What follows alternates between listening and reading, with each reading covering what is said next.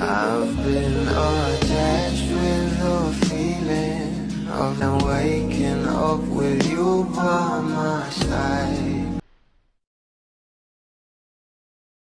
Grabe nga rin talaga ang pagtangkilik ng maraming bubbly sa Can't Buy Me Love ng ating Donnie at Bel Mariano, kung saan kahapon nga lang guys ay top 8 nga sa Netflix ang Can't Buy Me Love, pero ngayong araw ay nag number 3 nga agad ito. Talaga namang grabe din kasi ang naging revelation kagabi sa eksena o episode ng Can't Buy Me Love, at talaga namang trending na trending nga ngayon sa social media itong ating Donnie at Bel Mariano, na ayon pa nga guys sa mga bula, congratulations streamers na di natutulog para lumaban for Can't Buy Me Love TV. Kaya naman itong ating Bel at si Direk May Cruz Salviar ay napapost na nga rin sa kanilang mga social media account dahil mag-trending talaga ang bingling moment of truth hashtag Can't Buy Me Love TV on Netflix episode 126.